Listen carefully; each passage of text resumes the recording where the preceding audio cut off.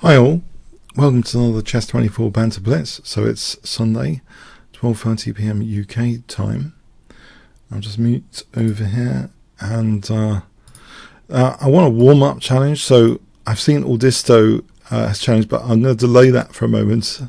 But let's play Fenneman first. I just need a warm-up game to start off with. Hi Fenneman. But I'm going to get back to you, Audisto, after this. He's just a very, very tough opponent. And I just need to make sure I'm in first gear. No offense to Fenneman, who's also quite dangerous. But okay, let's see. So I want to clamp down on d4. And this system, I know I've compromised that d5 square, but on the other hand, if I can play f5, f4, that's the basic plan. It's you kind of accept this downside. Which reminds me, I think Magnus Carlsen says something about the Dutch Stonewall, that you kind of accept it's got weaknesses, but things can only get better after. Here, there's a slight concern that if I play f4, you know, that knight h2 could be handy for bishop g4. But I think I'm going to take that risk. Maybe there's h5. If knight h2 is on the board, possibly h5. Okay, I'm less convinced it's going to be played, actually. Now, I'm slightly less convinced knight h2 for bishop g4 is going to be played. You do get this plan. Quite often... I'm gambling on stuff, aren't I? I'm going to be punished strategically. I've just been gambling. It's quite often the common plan in the King's Indian. So credit to Fenneman finding this. This is what I'm worried about, because I've got all my pawns on dark squares. It's a very, very logical plan to weaken me further on the light squares. Very, very logical plan. Tactically, I'm threatening f3 potentially. I think I'll get this tempo and play f3. The beauty of the knight on d4, it does reassure me to have a knight on d4 here with tempo, because it is covering things like e6. So, you know, knight d4 after queen g4, I don't have to worry too much about queen e6. So maybe knight f3. If the knight moves, maybe there's knight e2. So this could get interesting, but I can't kick that queen that easily. Okay, he's allowed this f3. The thing is, yeah, if the knight moves, I get knight e2 check here, which I think is good if I want to pop into f4 later. So, for example, the king moves. Well, if it moves, okay, now I think this is fun for me. Bit of fun to be had here.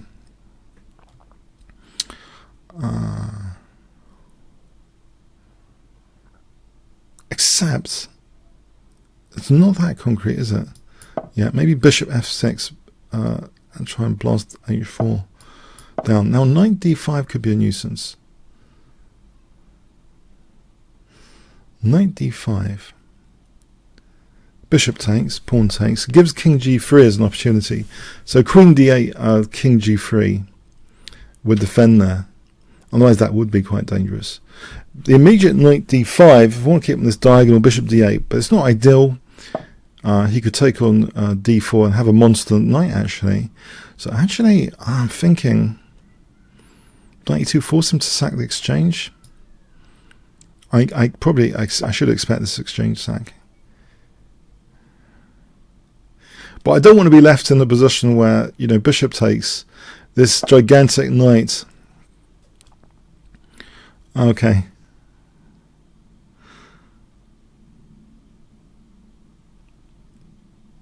I could take on h4 here, because the king g3 resource has been removed for a moment. G takes, queen d8. There's no king g3.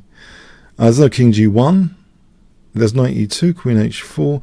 So I'm thinking this is fun. I think this is fun. If he wants to take on e2, yes, he can. Knight for knight. I've slightly dented his king side. f2's attacked. Probably, you know, rook f3 is interesting after queen e2.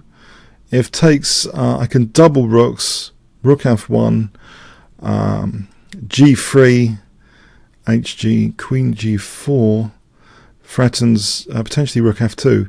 So actually, you know, I think this is a fun plan. I'm going to pursue this bishop sack. I think it's a fun plan, not flan. Rook f8, g3, queen g4. If the rook's on f1, well, it just looks too dangerous because the bishop is not helping the king's side. I think this looks too dangerous for white. This position here, I'm hoping it's too dangerous for white. In fact, here, just to get a pawn safely without king g3, and it's on f2, then g3 after. Let's see, fg, queen g3, queen g2. I think this is too dangerous, basically, this position. There's rook f2 picking up the queen. On king g3, I think queen f6. So I'm holding at f5, queen f4 now threatens. Bishop c1, queen f3, actually mate is mate as well, threatened. Yeah, king g4, queen f3. Thanks for the game, Fenneman. Okay, bit of a warm-up, thanks. Oh, I got a good lineup here. Okay, Audisto. Oh, we've had some. I keep getting humiliated by him. That's all I can say. But anyway, I'm going to try and play a good game. He's often in a winning position in the end. Basically, very very good player. Often in a winning position. I'm going to try bishop d3.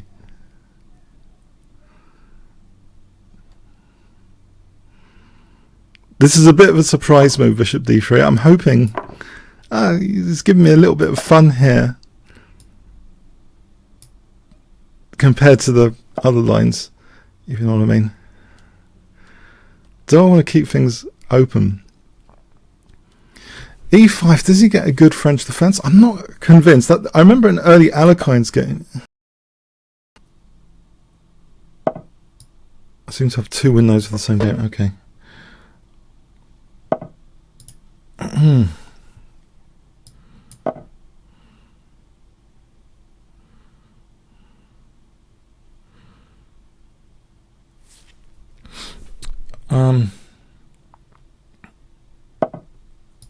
I'll try and overprotect e5. That's my main thing to do, I think, for the moment. There's a possibility of a Greek gift if he castled. That's why I think I might have the edge here, even though I'm a pawn down. It's almost like an overprotection gambit. Let's see if I can create some threats here as well on the c file. So I think Nimzovich once, you know, he had some ideas for like sacrificing a pawn sometimes for overprotection of e5. But yeah, after this game, I'm going to try closing my duplicate window. It's a bit disturbing. Okay, h6. h6 looks possible.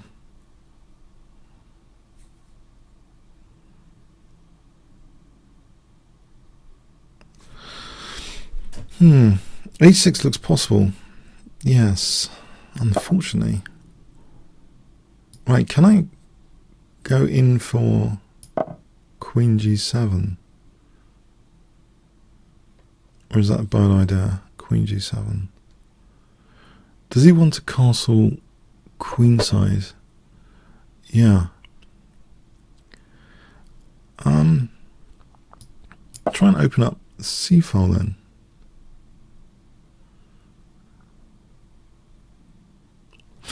On queen g7, it's not really that convincing. Queen g7. I think he's tied down to c5 here for the moment. Let's hold e5 again. Queen g7.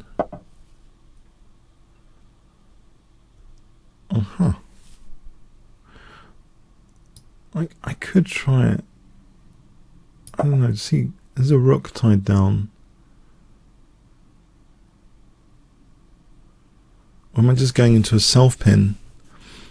Rook f8, knight takes, rook g8, king 8, queen h6, rook h8. I'm just going into a silly self pin, but it is overprotecting e5 from g7. Alright, he's going to trap my queen while I play that. There is queen f6, you know, for this check. That's an interesting idea. But maybe he plays... no, if he plays rook f8, there's bishop g6. I'm going to play this crazy... Here, try and get this discovered check. Yeah, maybe he thought it was like a mouse slip. If you can play moves which look like mouse slips, I think that's a good idea. I know. Okay. It did look like a mouse slip. But I think it's okay. Oh, maybe it's not okay. Okay. Oh boy, it's not okay, is it? Hang on, his queen's hanging. It's okay. If takes, it's okay. And then e8. Takes e8 after. I believe this is... I'm in a bit of luck here. In with a bit of luck, I believe. If he takes... I can take it threatening to queen. Now this is dangerous. I should maybe take this bishop out on the first opportunity. Maybe knight g6 instead of rook e7 though. There's pieces hanging everywhere. I'll go with this, I think. It means I can potentially double rooks. I can get the knight out. Maybe I should get the knight out.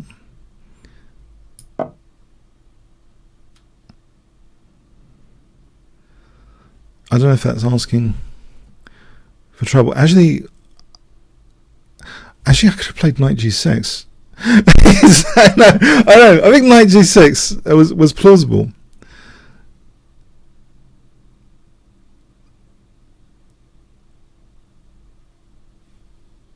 I've got to close this duplicate window. Okay, thanks. I've got to close this annoying duplicate window. All right. Okay. Okay, a bit of luck there. I spotted queen f6. It's good if you can do a move that looks like a mouse slip. It's a great disguise for a move. No, honestly, I did that intentionally. You might not believe it. I saw it. I saw the idea. Maybe I didn't consciously say it. I did see the idea. You see, Nimzovich was right about overprotection. You see, if you overprotect e5, you're eyeing a lot of stuff behind e5. I think that was one of the more subtle points of Nimzovich, overprotection. It's all the points behind. If it's a central square like e5, yeah, I think it makes sense. So we're going to have another Smith-Morra Gambit test. You guys are very brave. You know, in the recent St. Louis Blitz, no one dared play, well, until later, giving Kasparov the open Sicilian. No one dared. They're all chicken, weren't they? Chickens. But there's no chickens here today. Huh? Playing the Morris Smith. Accepting the Gambit. Okay.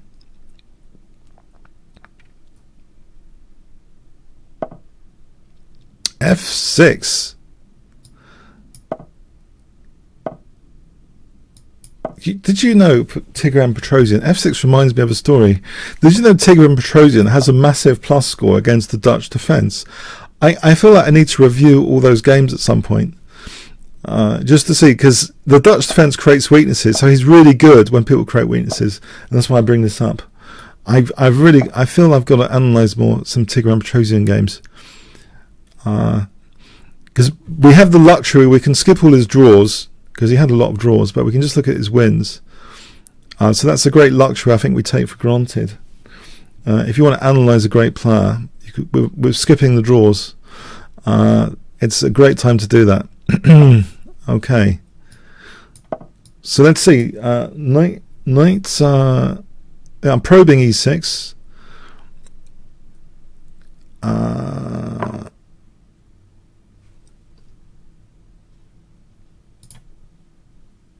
So I like the position. I can't put my finger on it totally. Why? Actually, no, I can now. F5. There's a pinned pawn.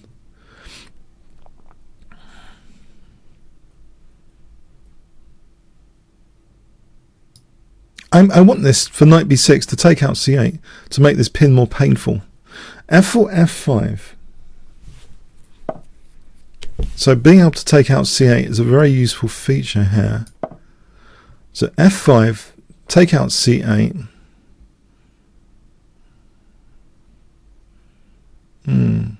I can switch a rook across the third rank for a naughty business maneuver. Gain a key tempo here for naughty business. Queen h5 and rook h3.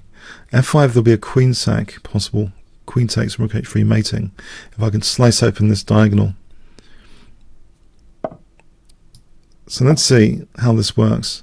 Takes queen h5. That's really annoying, I gotta say. Nevertheless, I've got my diagonal sliced open. I just need queen h5 and queen h7. There's knight e5 as well. Do I have to lose 2 exchanges? Oh! Now that's too much. That's too much. I really needed that. Oh, I needed that. I needed that rook. There's no way of defending the rook, it seems.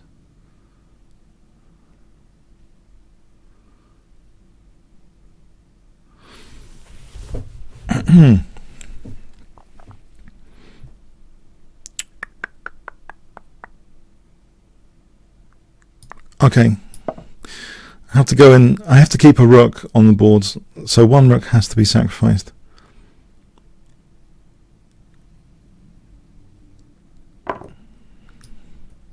I need rook e3, queen h7. I hope he's not listening. This is my major cheapo in the position.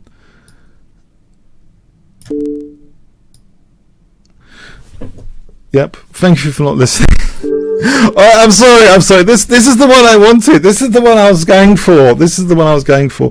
I know. It's not smooth. If Maurice Ashley was here, he would say it's not smooth. I'd say yes, Maurice. It wasn't smooth. I'm sorry. I'm sorry. I only meant to lose one exchange, not both rooks. One rook was fine, but 2 was too much.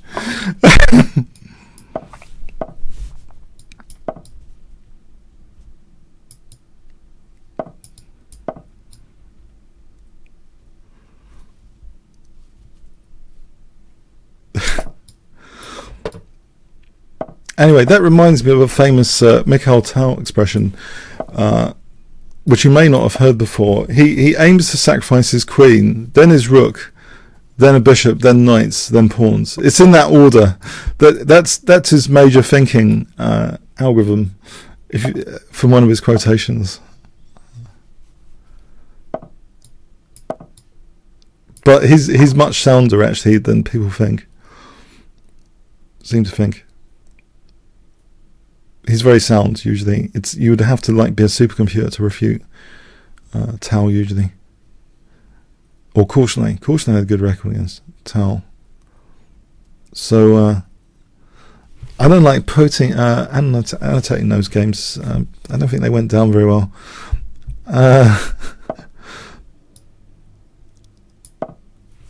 It's nicer than when Tal gets away with it. Boy.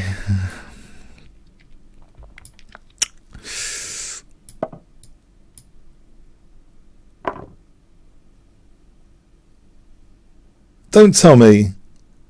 Is e5 possible now? Maybe I can take that. I don't like my bishop being removed. a4, a3. Actually, there are loads of great towel quotations, like the one about the forest and the path only big enough for 2 people or something. Well, there's lots, isn't there? There are correct sacrifices, and then there are mine. Okay, so there's a lot of great, towel quotes, but I don't know. He was a bit of a heavy smoker. He didn't. I don't know. There wasn't such a health regime as nowadays. I don't know, drinking and I don't know. Some of the greats, there wasn't the health craze we got today. So let's see. Bishop e6, Queen takes b5. Gives me a bit of. I don't know. Does he want an open road to the king? That's another Tao quotation. Don't give Tao an open road to your king, otherwise you're in trouble. So anyway, if I treble on c2 here,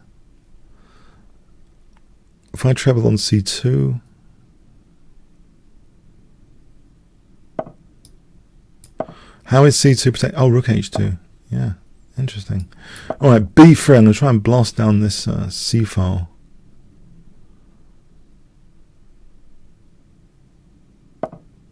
Okay, I'm blasting down the. Am I?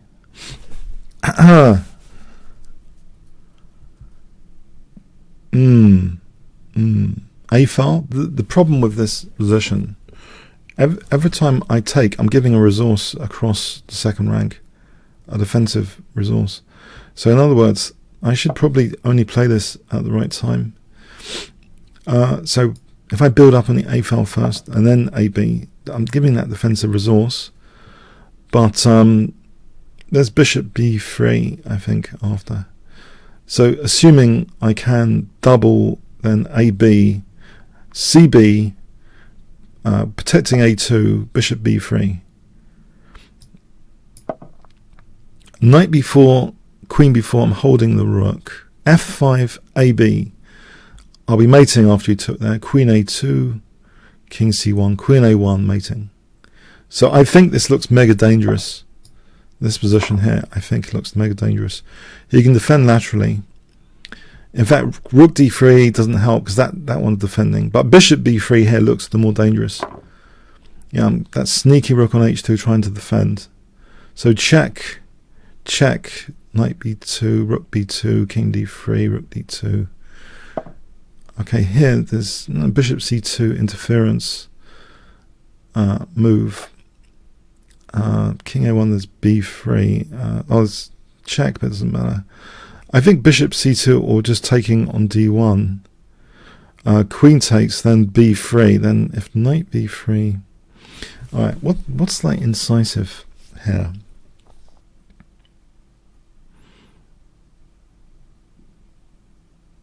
I'm thinking taking the exchange is a no-brainer, as they say. I'm thinking it might be. That's difficult to say in chess, actually, the no-brainer. It's difficult. It's such a complicated game. But I'm wondering, b3, knight b3. Maybe just the central move. You know, central moves carry a lot of threats. Queen e4. They often carry a lot of threats. Yeah, I was revising one of my most discussed videos the other day, called like "Don't Calculate Anything," which caused a bit of a stir. But actually, I did notice something I didn't mention in the original video from revising it, which was Coulson's move, as well as not allowing counterplay, was also a central queen move. That's why I'm bringing this up. The central queen moves, they carry more threats or defensive possibilities than other moves. So you had this choice of a queen like b5 or a queen something like d6. But it was the central move. Even intuitively, you can feel that the central moves are going to be more positive usually for generating threats. Now here, I mean, b3 looks very dangerous. Very dangerous, because that central queen, is eyeing a lot of stuff. A pin here. No, this rook c2 looks good. Oh, well, queen c4. All right, thanks for the game as well. Missed Schilling. So, talking about Kasparov last week, he came back. That was really cool to see Kasparov back. So, that King's Indian from last week. Now, there was something I thought really suspect about the Caracan we had 2-3 weeks ago. Because I've been revising some Magnus Carlsen games. There was an early Magnus Carlsen game against Thomas Ernst. Magnus Carlsen was about 13 and he did play like this. And one of the points which I kind of missed, I believe I missed. So we have this line in Carlsen Ernst when Ernst is about 13. And Magnus played 95 to g6. He activated his rook without any g-pawn sack, just playing this. Then he sacked his rook. There was loads of sacks after. And it was brilliant. I want to try and recreate that. So how can we recreate that? So the rook doesn't need to move. Let's see. I think he did actually clear one pair of knights. Then he played 95 to g6. This is a classic template plan, if you can get it. It doesn't involve sacking g-pawn. You see, I have a problem with one of his wins a few weeks ago there. I lost the g-pawn and he munched me to death. But it shouldn't have happened like that. I believe it shouldn't have happened like that. There's good template games from this position. If Black Castle's kingside, 95 to g6. I'm hoping he's not listening to this. This is mega tactics. You activate the rook, crash through on e6, start sacking things. So this is my stem game idea.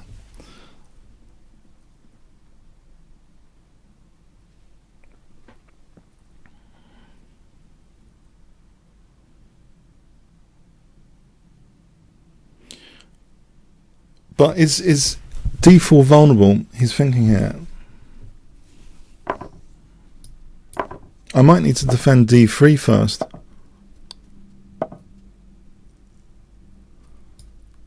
Alright, that's a nuisance. Does he want the queen check to e4? Maybe he does. I want the queens on.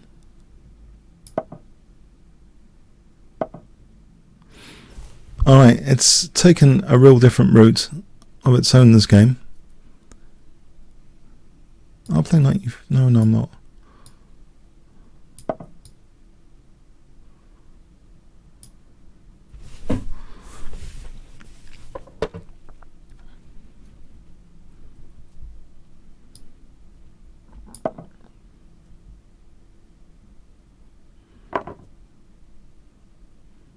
I don't know if I want rook e3. F takes looks more stable for the pawns, but then c5 after.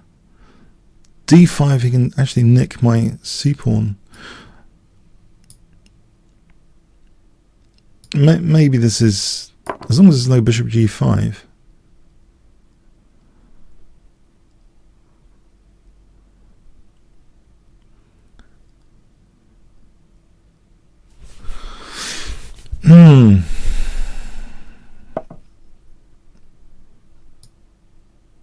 I'm hoping.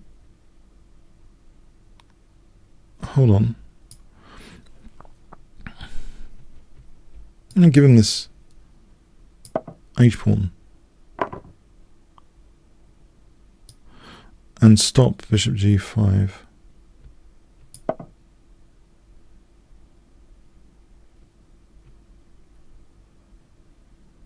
So I want to be able to play f4. Yeah, he's looking at my d1 rook with tactical gaze. If I ever play f4,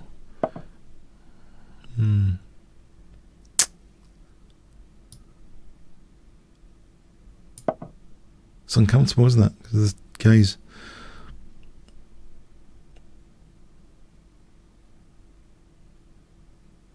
I'm thinking f4, g4. Queen f6, g5, trying to open up lines.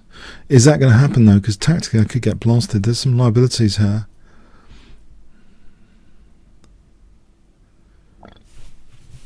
Don't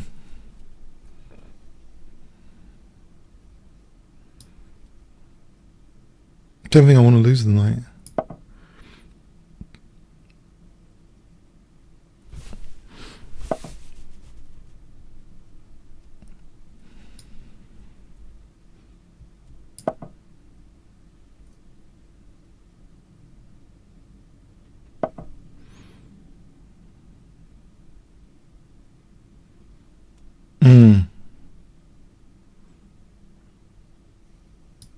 Isn't there rook e5?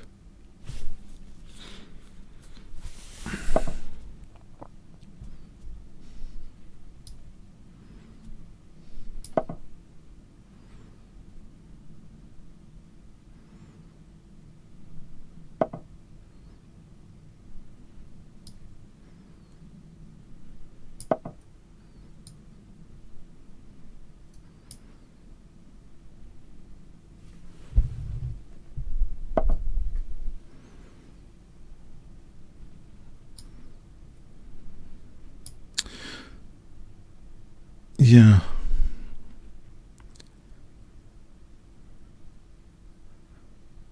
I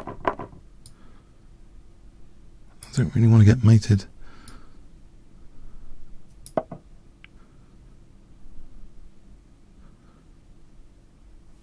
Wonder if I can afford queen.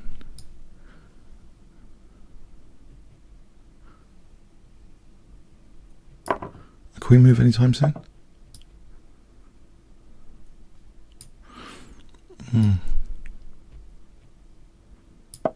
Check g3.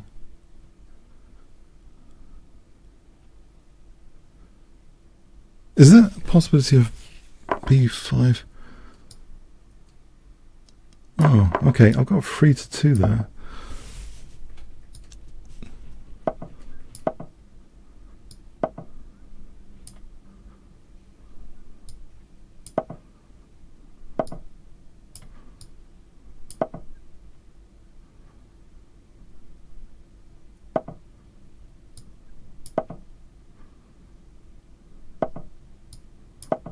Oh, I can take on f4.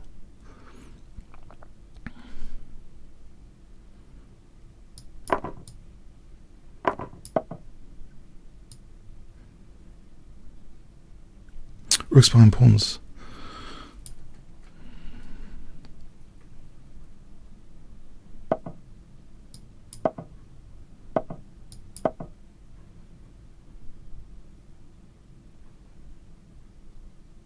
Two pawns down.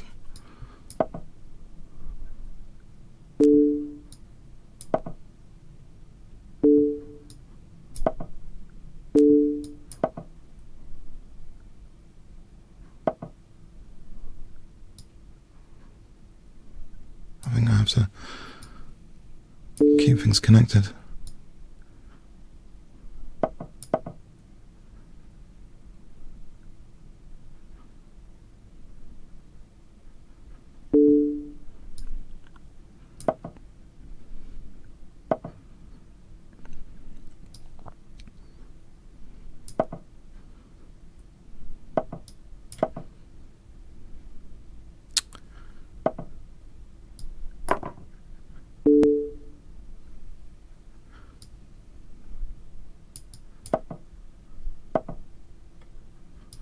Oh.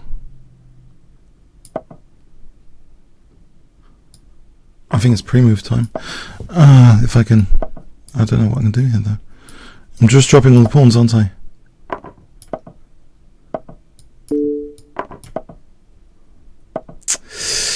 Oh!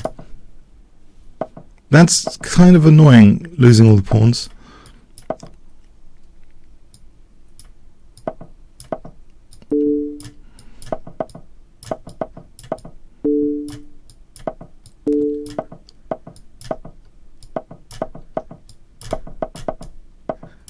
Any cheapos? Playing for tricks, as they say. Any stalemate? Nope, I don't think so. I think he's got me. Well played. Oh, that was a good tactic at the end in that endgame to win that pawn. Okay, Olaf, one of the pawns. Okay, hi Olaf. Whew. Smith-Morrow Gambit.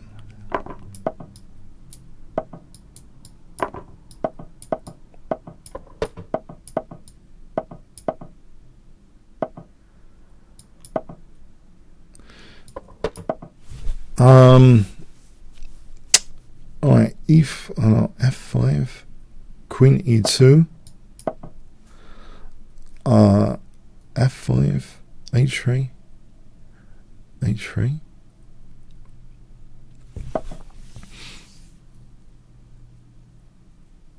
I think I need more pieces in better squares, probably, before any E5 or F5 happens. These guys, for example, let's avoid bishop H3. Let's try and improve the position a bit.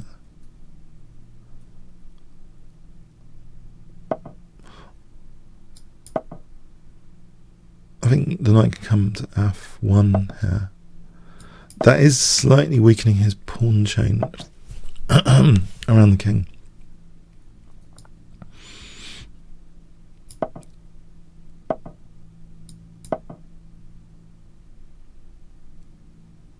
Maybe I could have taken that. That's knight D4, I suppose.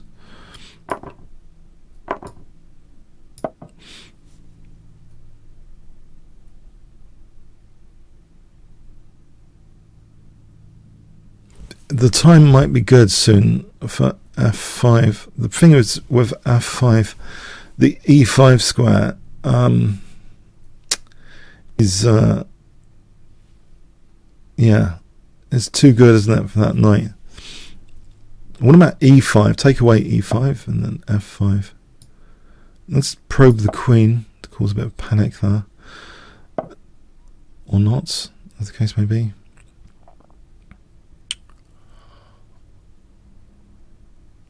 Okay, if I defend B2,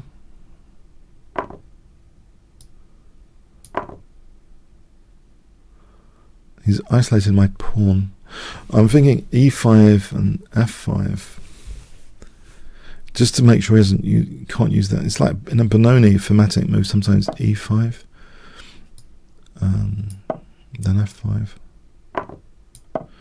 Just trying to liberate my pieces and shut down his.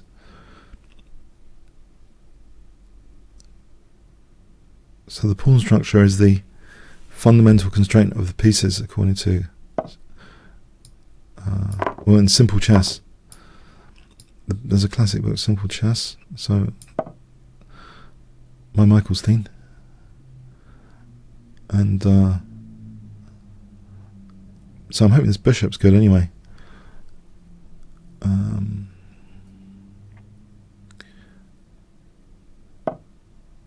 He's pinning for H4. That's annoying. Can't get out of that pin that easily. Maybe knight E5 is, because if he moves the knight, there's knight D7, but there's knight G4 check here. This could get very, very nasty. For me, this could get very, very nasty for me. Yeah.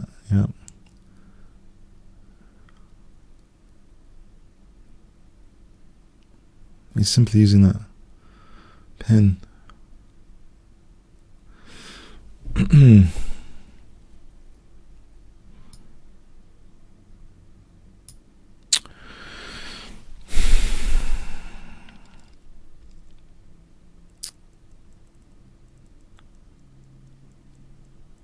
Bad news.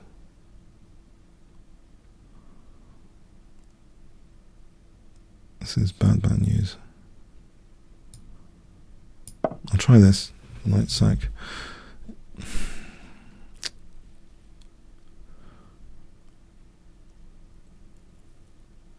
Looks pretty bad. Maybe I should just step away from the diagonal instead of rook g3 because there's knight h5. If I just step away from the diagonal.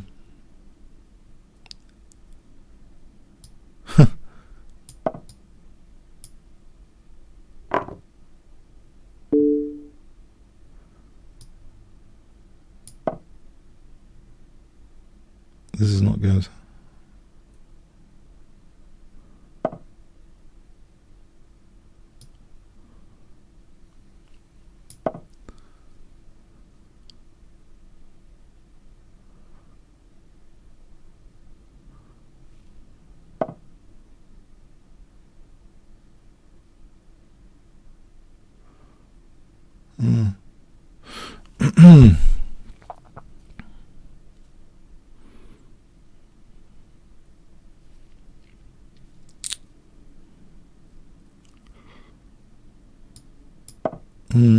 Not good.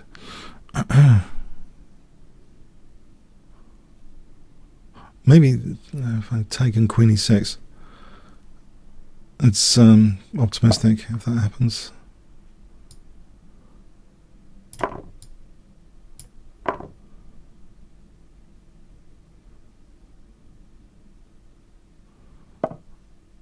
Grab this 92 check. So I'll avoid that.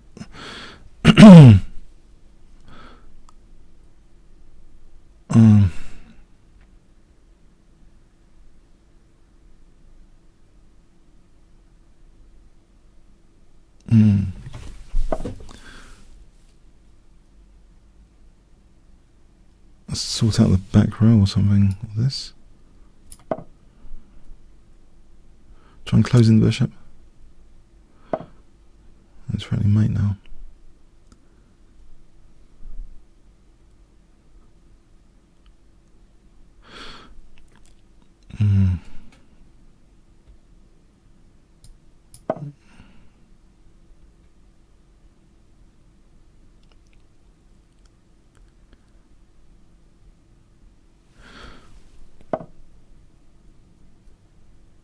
It's all over, I think. My back row's totally gone. Yeah. This is totally gone. There's something to do here.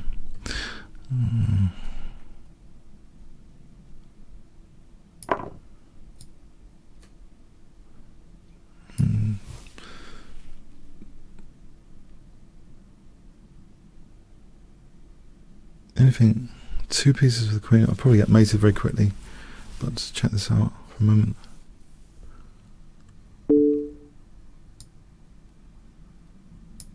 Alright, just winning the queen.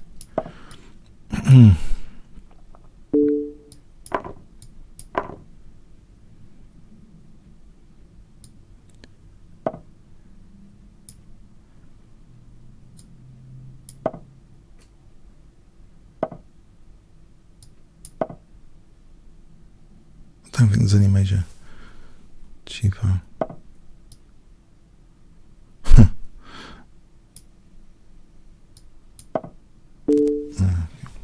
Well played. Okay. Lorena.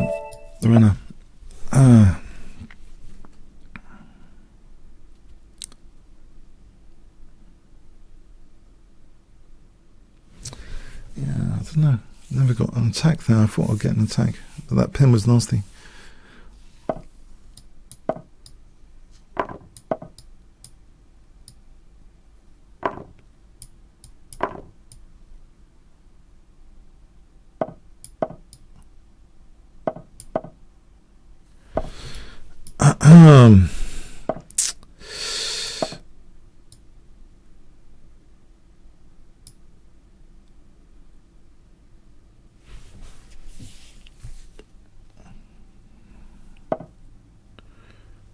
Okay, can I take take on d8?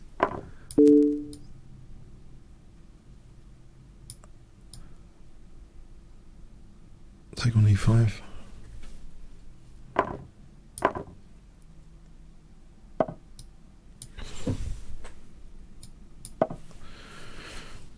Okay,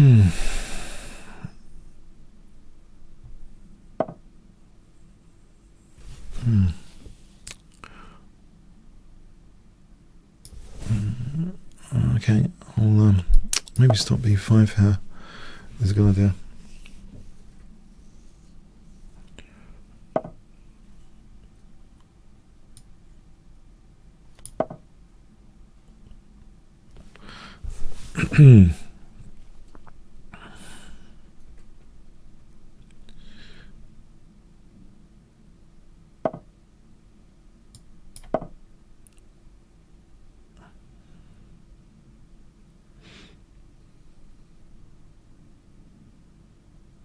Just wondering about this check. As long as there's no, I just want to cut the knight out of g4. So I think that's not too dangerous. I just have to let's see. Okay, I think I can take here. f7.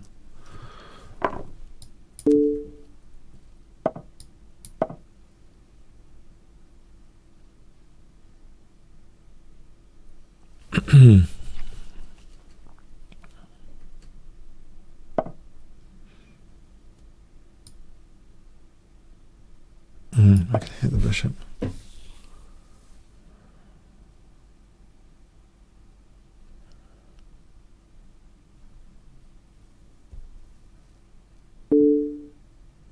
I'll take that.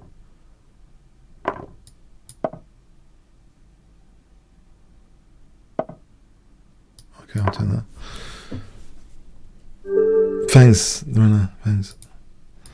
Okay, Frammy, SC. I've given up e3 for a moment because it's more adventurous. Let's play King's Gambit. Kasparov played this Bishop's Gambit in the St. Louis. That was fun. I'm hoping this is okay. There's a lot of central pawn tension here.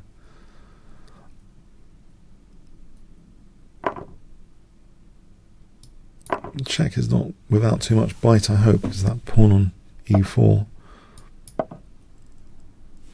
So if I can play knight. Let's see, how do I want to develop the pieces? Maybe knight to f4 now. Then d5 is threatened. So it's sort of developing with some threats, potentially. Oh, knight e6, bishop g4. That nice diagonal. I could wait for this, then that makes it much better. Knight e6 and bishop g4.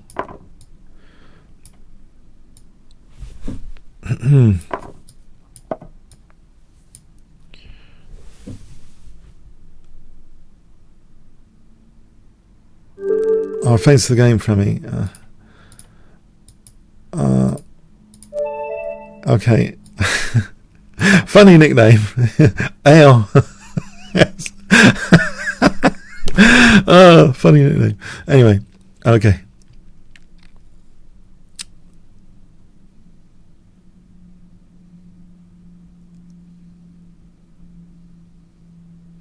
Is he ready?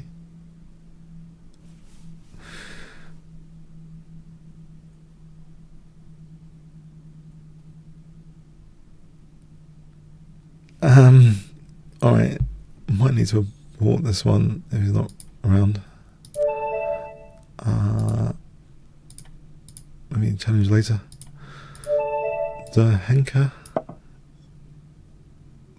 I hope that's not rude.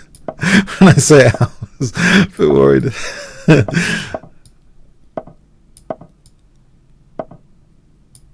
Let's not lose the bishop immediately with Queen e2, c4.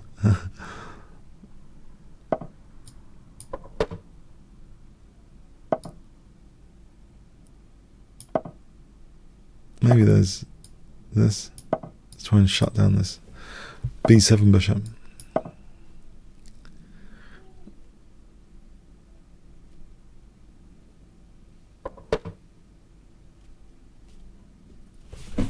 Okay. I don't want to win a pawn or try and win a pawn or anything. I just want to play for a nice position. So bishop b2 for e5 looks pretty logical to me. Maybe he can play knight e5, and if I took takes, it's on my rook. Yeah, it's a bit of a pain, isn't it? Oh well. Actually, my h2 is dropping. That's also not entirely. It wasn't entirely planned. Let's kick this bishop away. As it turns out, I think this is okay if I can play e5 and d6 potentially. Let me play bishop d4. Oh, okay, let's get rid of this guy. His bishop here is giving me optimism for the position.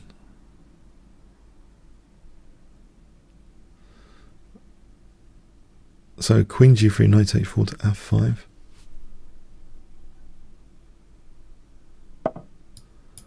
This looks like a reasonable plan.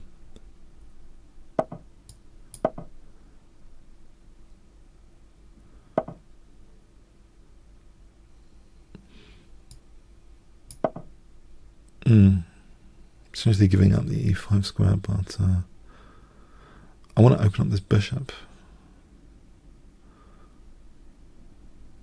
Maybe it wasn't worth it.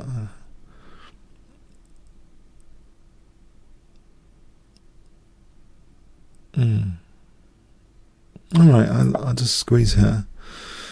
I can wriggle the bishop around, maybe, and then knight g6 or something.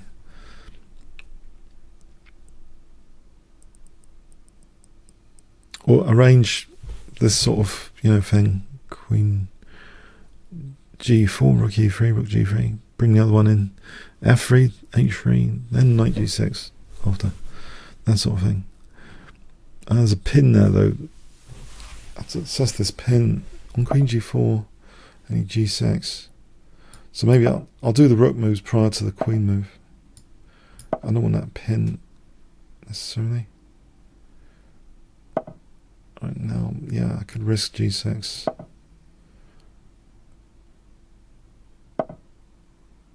I'll put a stop to a4. Well, it's going to play bishop d7. And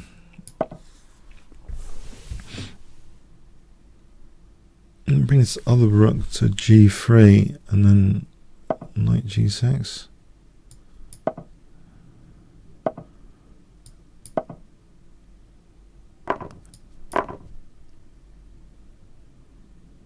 Knight g6 looks pretty ripe. Although my back row is an issue.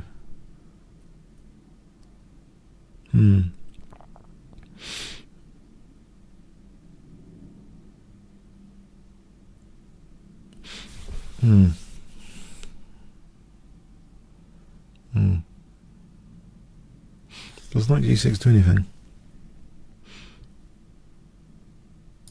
Let me find out.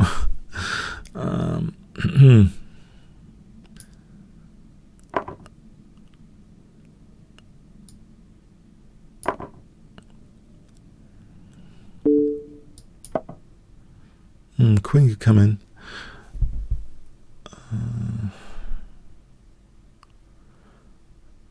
Maybe.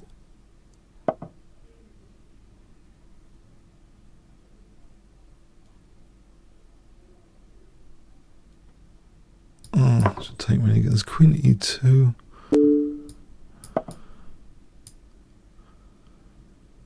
Probably I haven't achieved anything. Yeah, the rooks seem a bit out of it. I don't think I've achieved anything here, unfortunately. King takes, but he takes with the rook there. Or he goes to my king. There's no immediate mate threat, I think.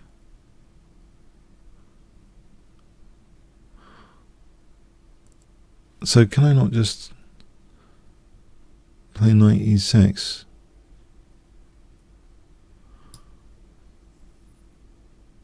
Oh, there's the threat on my queen, I see. Yeah.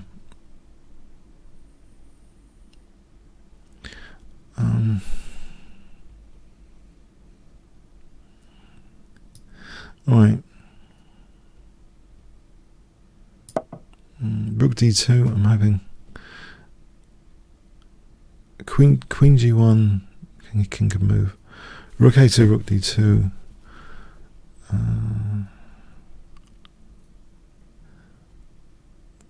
Possibly, maybe king g3 is an idea. And I'm not sure. Yeah, I think king g3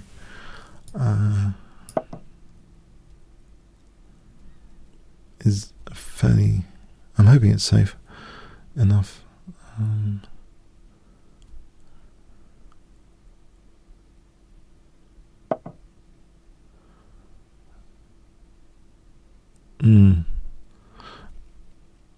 Okay. This is getting silly. No, this rook seems totally misplaced.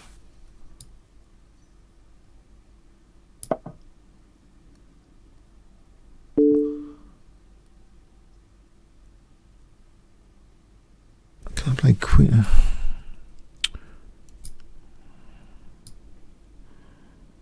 Oh, I hit the queen. Now queen h5.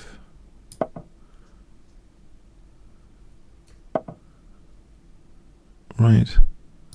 Try and keep queens on.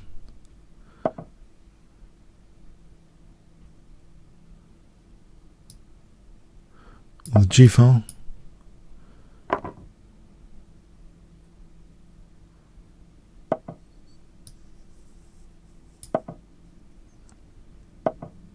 Oh, cheapoed, I'm afraid, for 30 seconds. Yeah, it gets a bit too much. We just got 30 seconds. And okay, Feng is a bit lucky there. Pesho.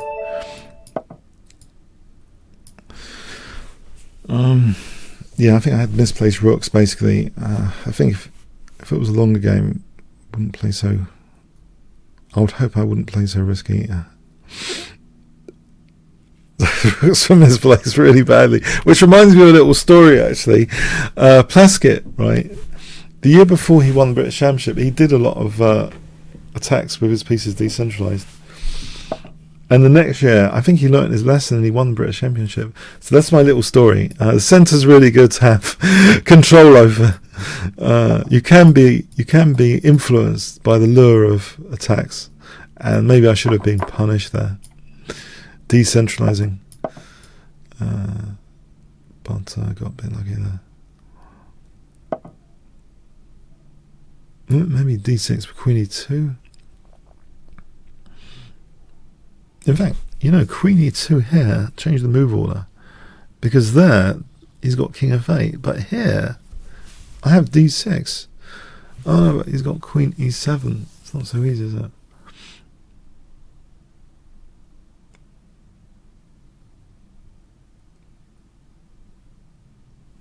So it's fascinating. d6, d7, check, king f8.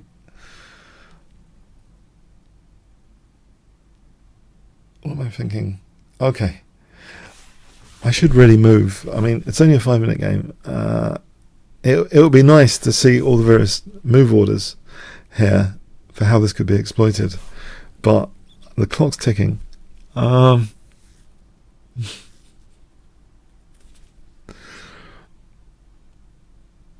The clock is ticking. I'll go with d6. I'm going to go with this because I think at minimum it promises to interfere with natural castling.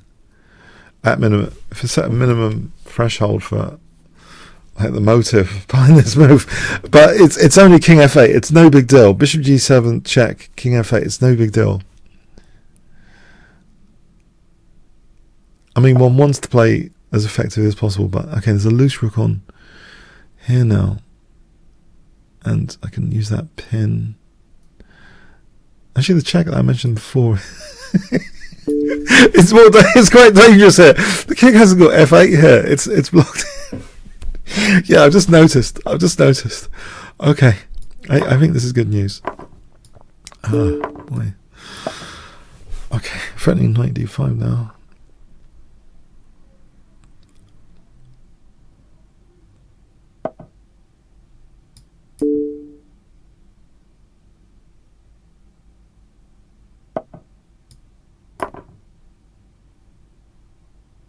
Okay, I think there's bishop c4 coming. d5. Bishop c4 now. The rook's supporting bishop c4.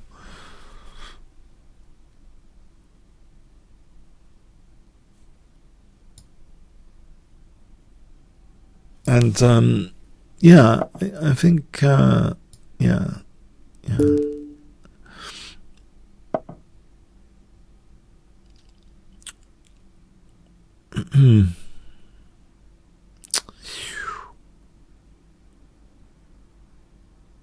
There's g4 potentially, friend. You can take that. G4 here looks. I'm going to do this just to try and avoid bishop g2 and play for knight c7. Which should be an advantage, I think.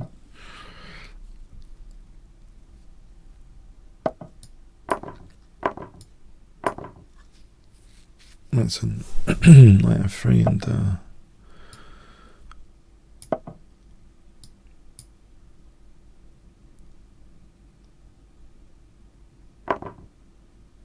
okay. Let's see if I can play rook d5 here.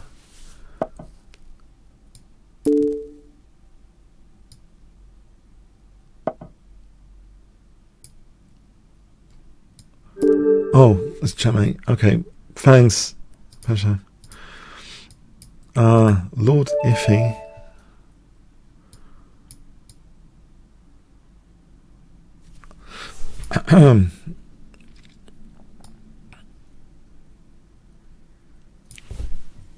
Is Lord Iffy ready?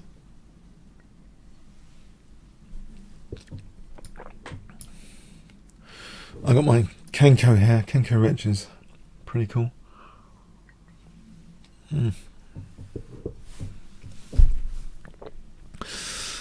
I'm not sponsored by them yet. Maybe I should apply for sponsorship. I keep mentioning them. Okay, we'll go on to the next challenge. Oh, this could be tricky. Okay. I better be on high alert here. This could be tricky. His bullet's not that bad either. 2659.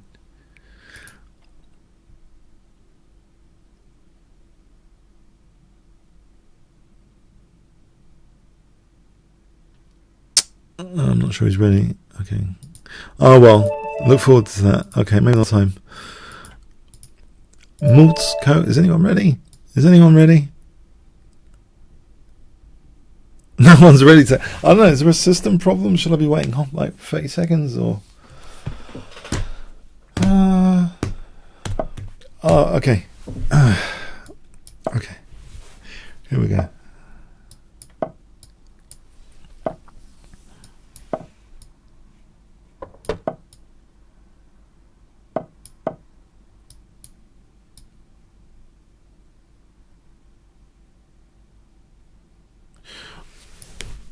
I noticed one of the Kasparov Blitz games, he played with knight f6 instead of e6 and knight g7. I mean, it was a different game, but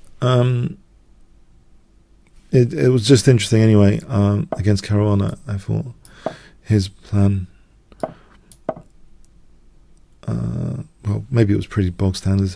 I think yeah, the rook b1 from Caruana. He played b6 instead of b5 plan. And if you want the details, I've did a before this session. I was looking at Caruana against Kasparov in Blitz. If you want to check the Kingscrusher channel on that for more details, but yeah, it was interesting. Plan I thought by Kasparov. Just b6 instead of going for b5.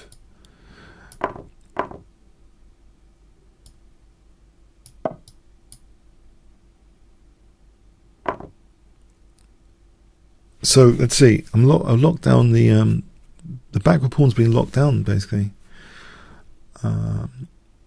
It's good to torture the backward pawns generally. So queen b6, bishop b7. I know chess is a very cruel game. Picking on backward pawns doesn't seem very PC, does it? So okay, but that's what you got to do. Pick on little backward pawns, I'm afraid. So bishop b7. I'm going to try and torture c2.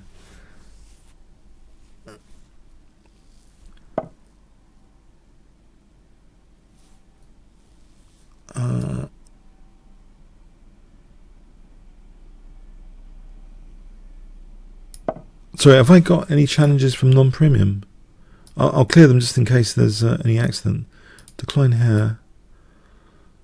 Yeah, decline here in advance. I don't want any. How many non-premiums have I played? Sorry, have I played non-premiums? Oh, I hope not. Sorry, you should really be a premium member to play me on this session. Help support Chess24, which is a great site.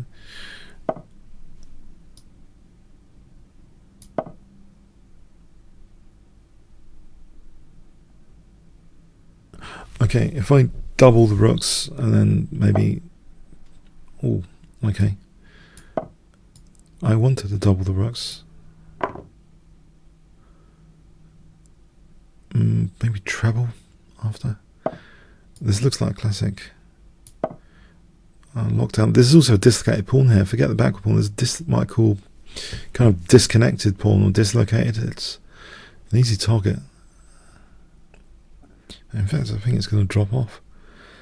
The problem with trebling, I lose b4, and that calls me to think about something else. Hence this. It's pretty locked down backward pawn. But I can't treble yet.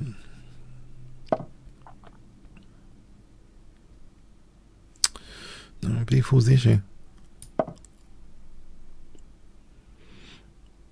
I remember once on TV this Kasparov game. I'm so happy he played in that tournament. There was this Kasparov game on TV. He didn't take, I think, Lebojevich's backward d6 pawn. He just improved his position and won anyway. But yeah, I think he was more interested in improving the position. Sometimes in taking a pawn, because it can hem in the opponent's pieces anyway.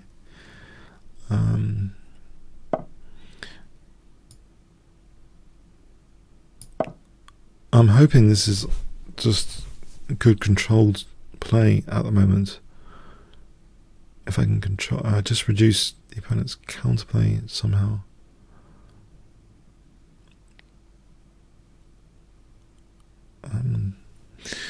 How would I do that?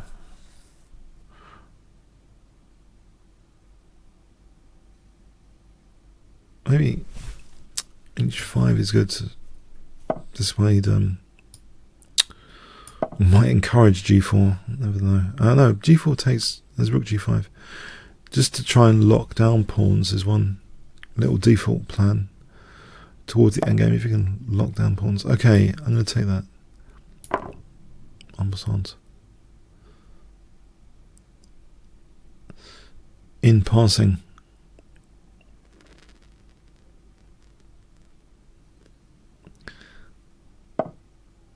Yeah, I did take control of the g4 square earlier.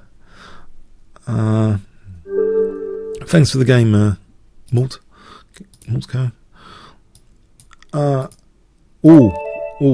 Okay. I'm panicking already. I'll play d4 in a panic. My opponent's going to be pretty tough. I'm not resorting to one e3. I don't want to be that boring.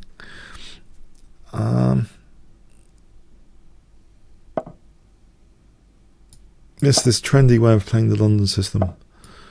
What I call Magnus Carlsen's secret move order. Top secret move order for the London system. Where? Okay. Which is getting trendy, I think. There's been some DVDs on London system and stuff recently. Now I can play this.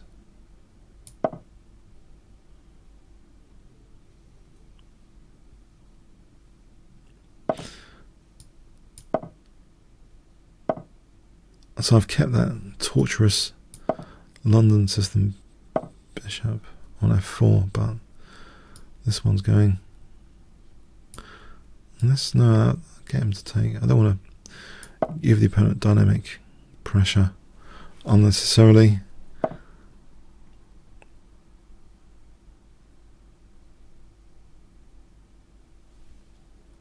Maybe I can't do that.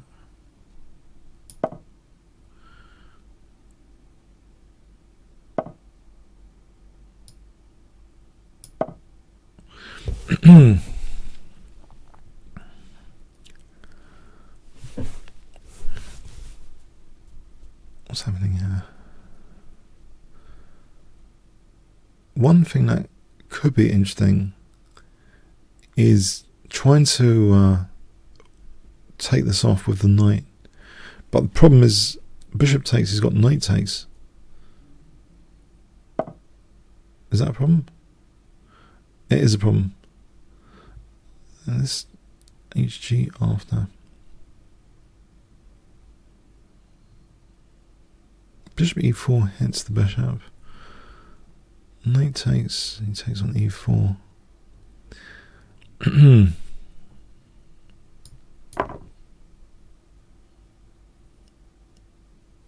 Does it matter, I wonder, if on knight f4 he took, I could take, and I'm ready for c5. So I'll go with this route. As long as there's no knight d4 here. Just wondering if the tactical motive for queen a5.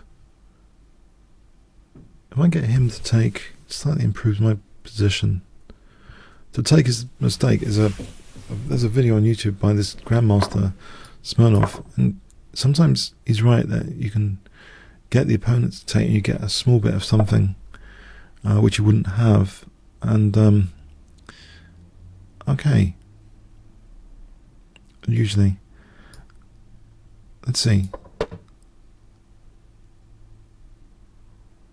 I've got that knight on d3. I haven't given him dynamic pressure too much. Let's try and keep that closed. Possibly giving him the f5 square. Oh well. Can't have everything.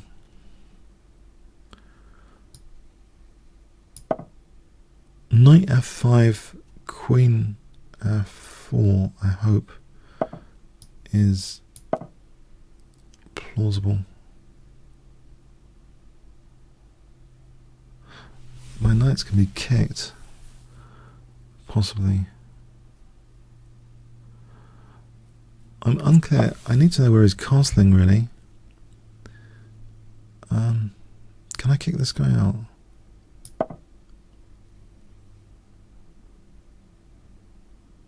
He's got a nice blockade. Now, can I probe this? See what he does? Yeah.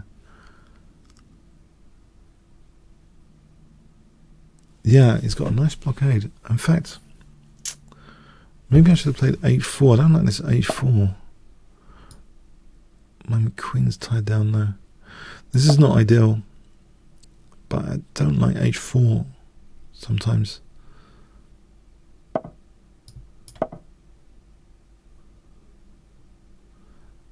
There are some swings and roundabouts here, I think. Maybe knight g6, rook e6.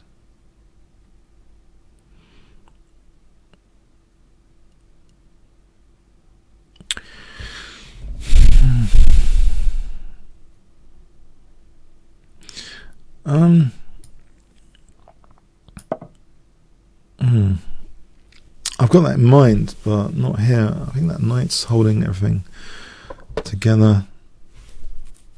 Anytime I play b3, c3 is weakened. Can I just protect h3 for a moment? I mean h4. Let's leave my queen of duty.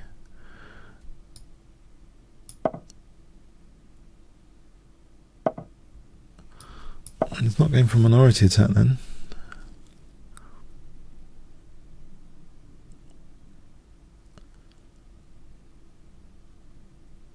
looks pretty solid blockade on the surface. It's what's behind the surface I'm interested in.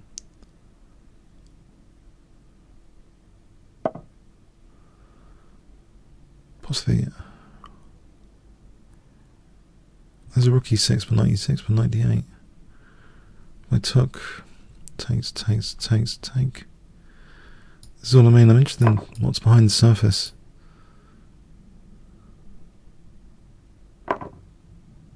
There's rook e6 here.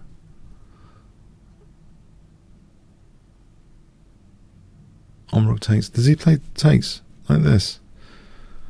Maybe there's rook e5, rook b5.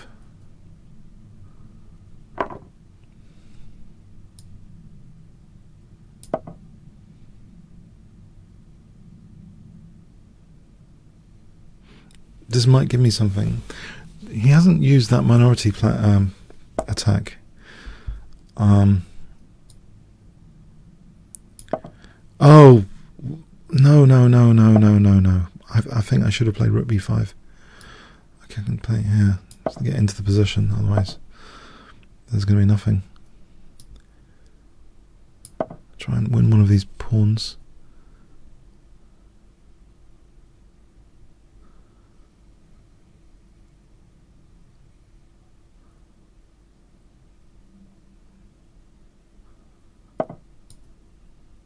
I think I have to do that.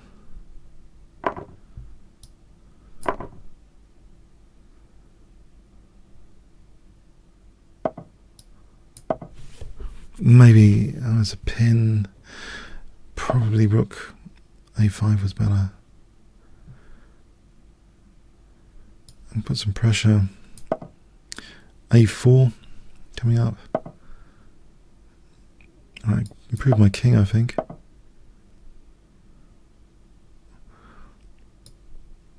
There's a rook on the 7th.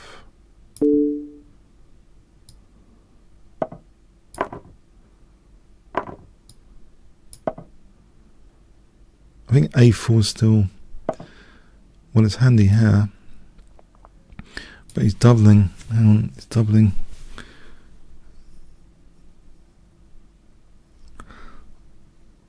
I get a move here with rook b5, rook b8 to swap a pair of rooks off, or not. Rook b8, need to swap a pair of rooks off.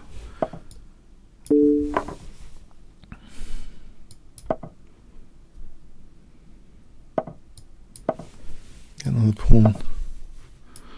Got my king aggressive. For any mate. On the pass pawn.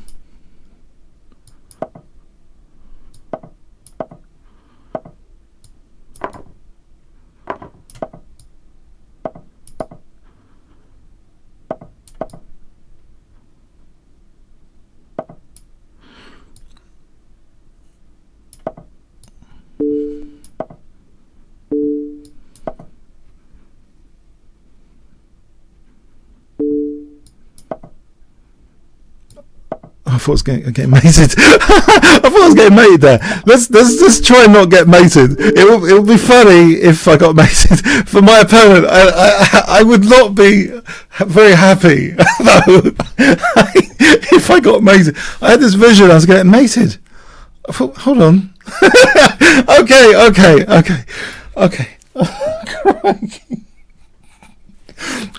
right. Thanks for the game. Okay. Okay. Chelsea. Whew. Boy. Oh boy. Okay.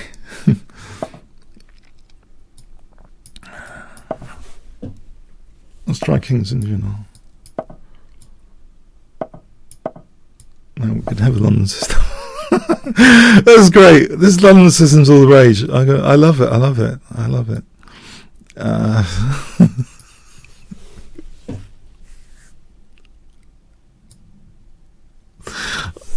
don't know. I don't know if this is the exact position. We should play this. I don't know. Probably not. He hasn't moved the knight. This is why. This is all the rage. This is not moving the knight business. It's all the rage. He avoids the bishop f5 stuff. Yeah.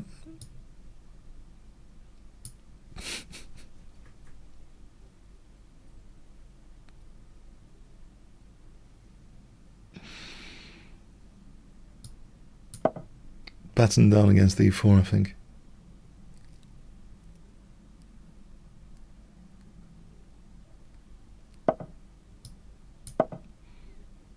I don't want my pawn structure dismantled too quickly. It's a 3-minute game. We've got a 3-minute game here. I just realised it's good to note it's only a 3-minute game. b5, b4, h6 to stop any kingside naughty business. Maybe, or slow it down if I play h6.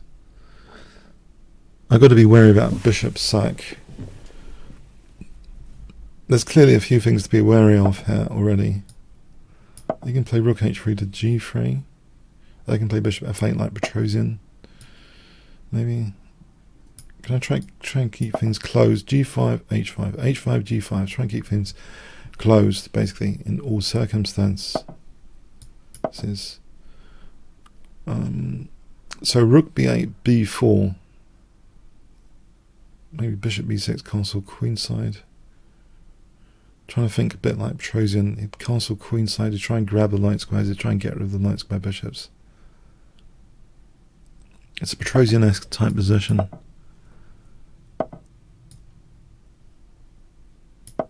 I don't want my queen trap necessarily. And king in the centre.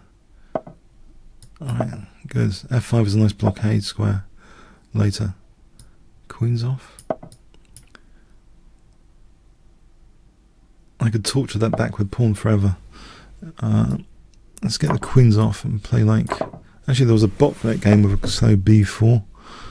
This looks lovely jubbly because there's nothing going on this side of the board, so I can cause structural damage without worrying on this side of the board too much, because it's locked down. Free hand on this side.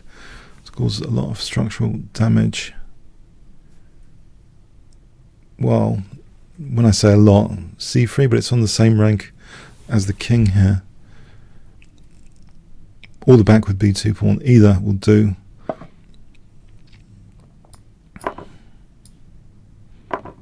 Let's get the pieces off. Torture c3 soon, I hope.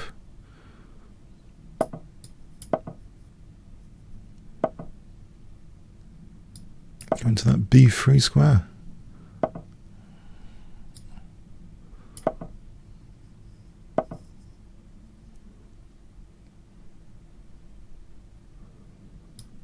Get this bishop in there.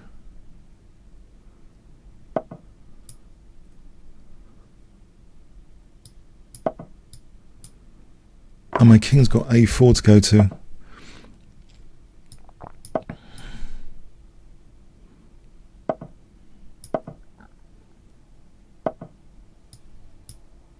I can put the bishop inside the position if it wasn't getting lost immediately. Pass pawn. Potentially that's handy. Except technically it loses the knight. Safety point. I take on c3 now.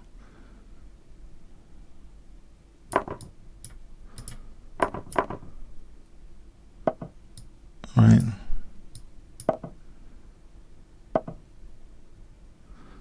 b2. Oh, I'm going this one. This one runs.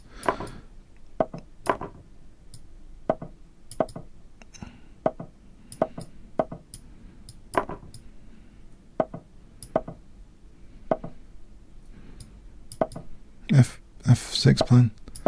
F5.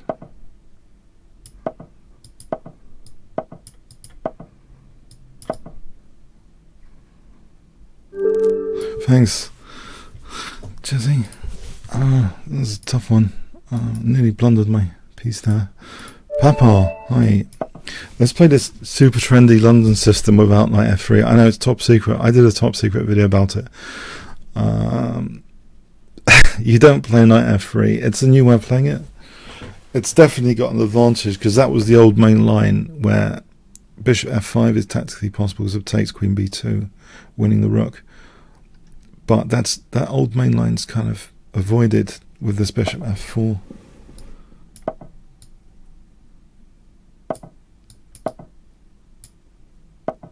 And we're going to test that here.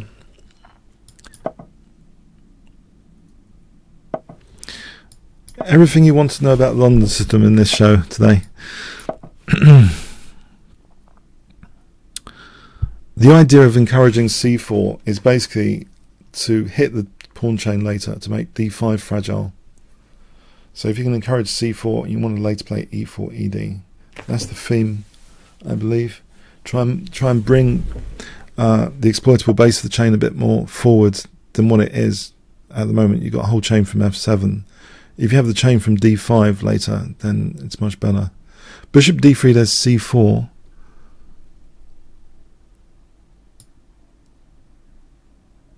I think I can play knight f3 here. I'm worried about the bishop with knight h5. Maybe I think h3 is like a waste of time. There was another point to this, that this shouldn't have happened. Oh well. This shouldn't really have happened. Or he can win that bishop. But if he does so, I get a bit of dynamic play, I think. I hope.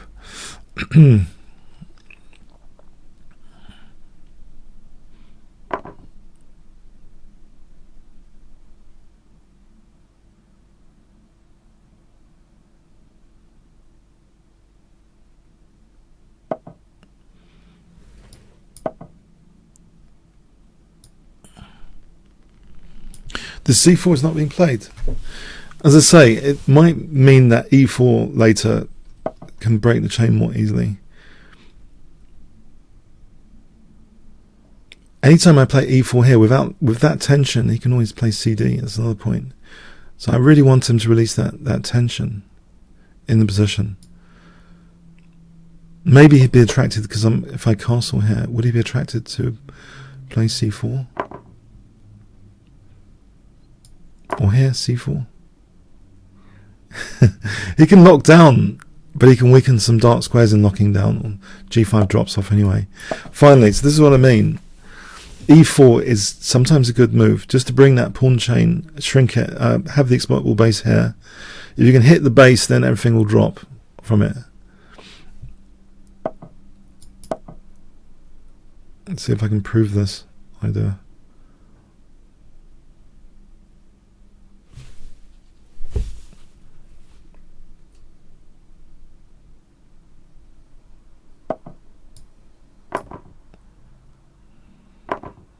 So I want to hit this base with bishop f3 is the most natural, I think.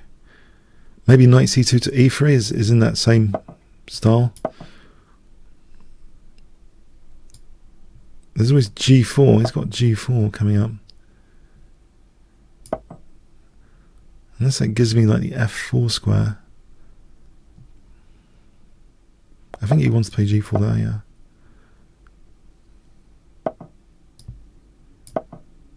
Oh, bishop g3, yeah, there's a tactic here, potentially. Got to be wary of this knight.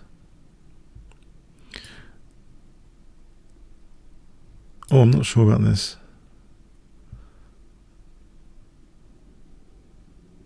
I think what takes for d5. This will bring the pawn chain a bit further to one pawn, actually, if this works.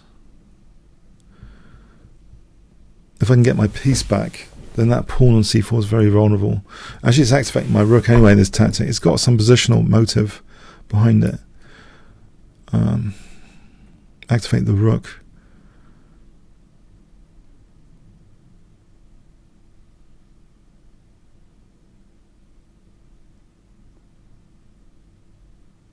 Yeah, I mean, I think he has to be careful here.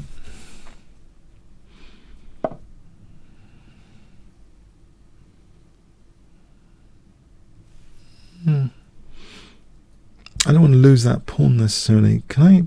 Not like that anyway.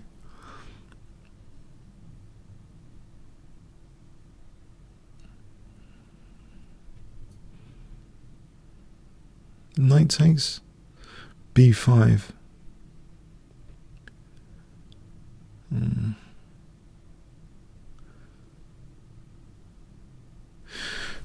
Bishop c4. Knight a5. D takes, bishop e3, and then knight takes. Maybe I have to. Okay.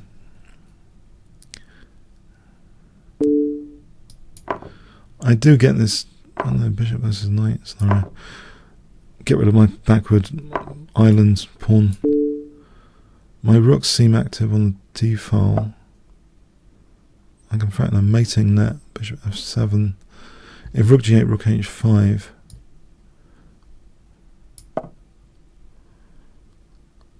So rook g6 is threatening mate in 1. f4.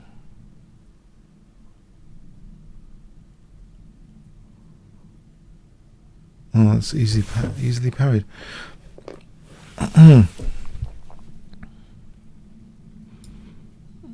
Shame. You can take on g3. I've got knight d3 winning the exchange. Oh, crikey. Missing this.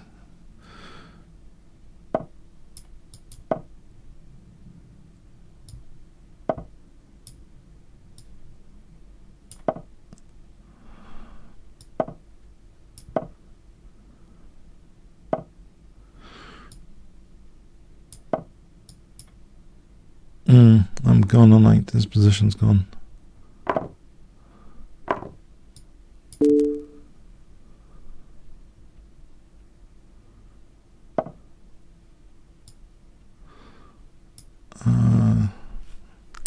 It's a shame.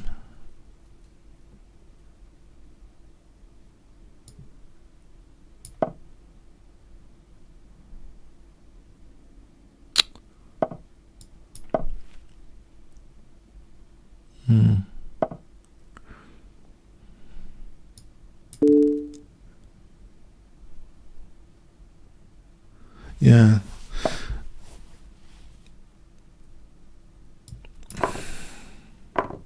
Yeah. Well played. It's a shame. I was getting excited there for a moment.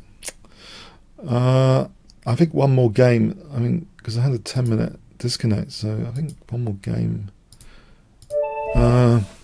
Okay, more gambit.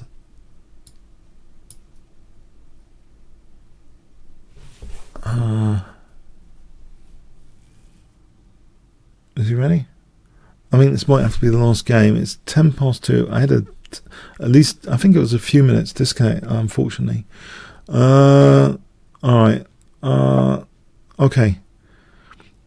There is a line against the Morigama if he wants to play it that I don't like.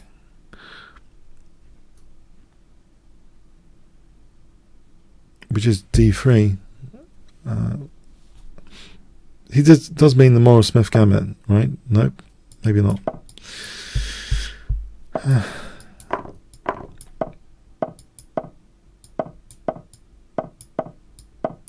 got this stuff.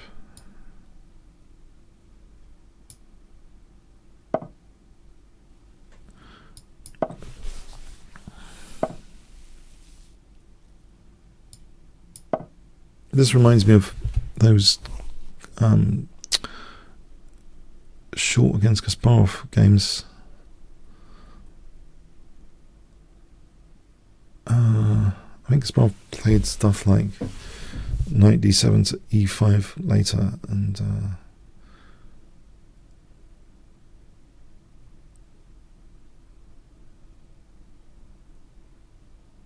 this b5, it looks a bit suspect of this knight sack for 3 pawns. I wonder if I need to be worried about that.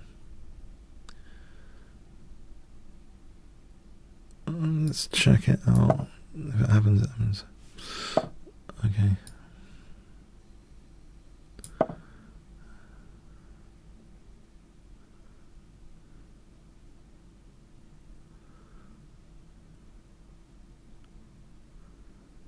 Rook b8, bishop a8, b4 reminds me also Adams against Kasparov, where that was fun for Kasparov anyway.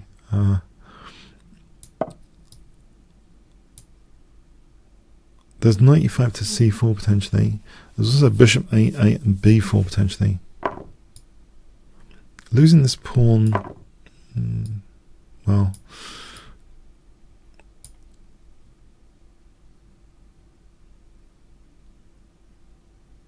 I think bishop a8 and b4, or knight e5 to c4 coming up.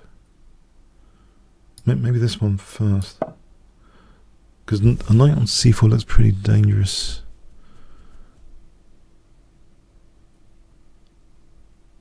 But also, I really want to play bishop a8 and b4.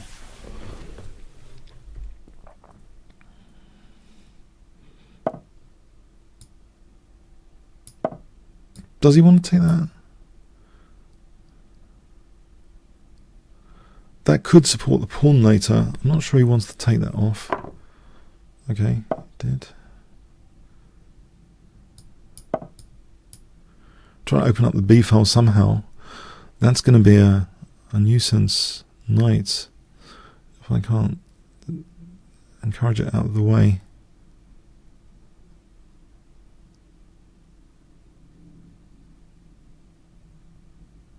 Let's see. Can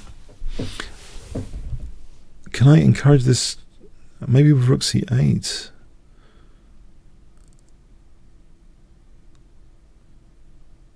If I play rook c8, then this pawn could be used. I think he could try and get the queens off and use this pawn. So somehow I've got to make this attack work. Am I not threatening takes and rook g2 if he takes? Yeah, no, I'm threatening. Yeah. I'm threatening even rook takes. Maybe knight takes. I think this is a good position. I don't know. Well, at least I've got a threat, it seems. What is this about? What? I don't get it. Oh, please tell me what this is about. I don't know.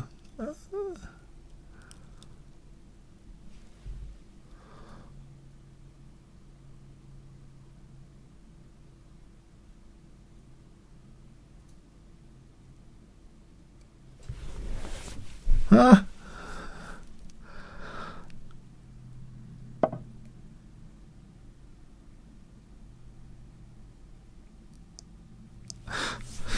Okay, let's cover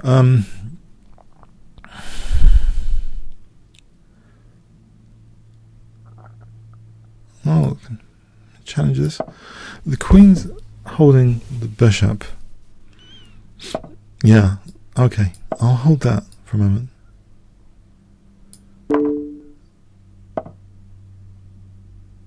Okay.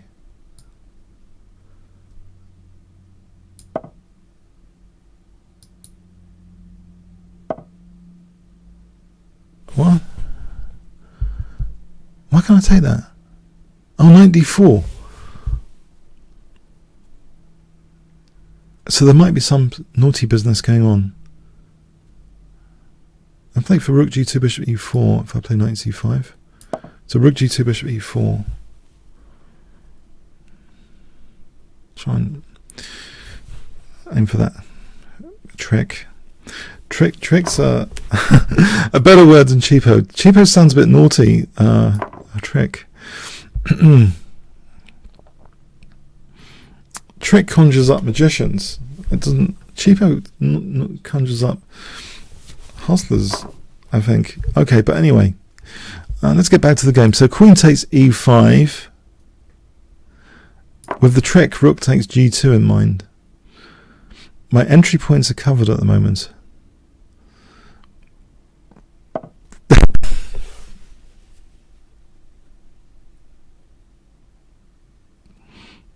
Okay. Okay, there's another trick. Check. It's called check and winning bishop time.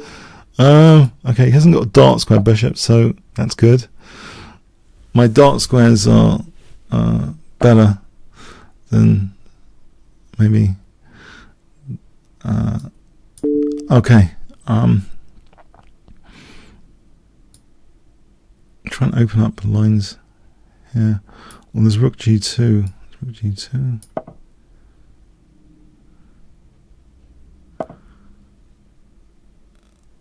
Right, it has got rook d8. I'm going to allow rook d8.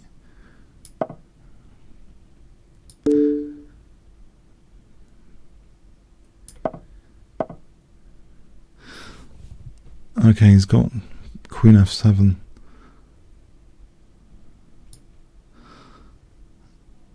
This doesn't look clever, what I'm about to do. I can't refute it immediately, so I'll play it. I think there's rook g7.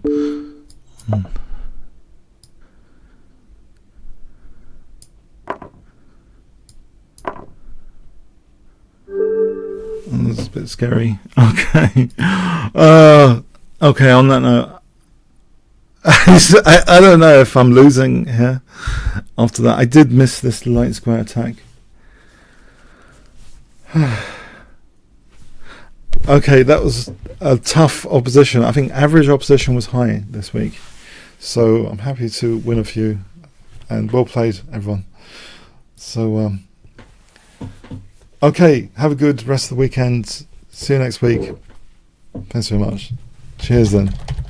Cheers then.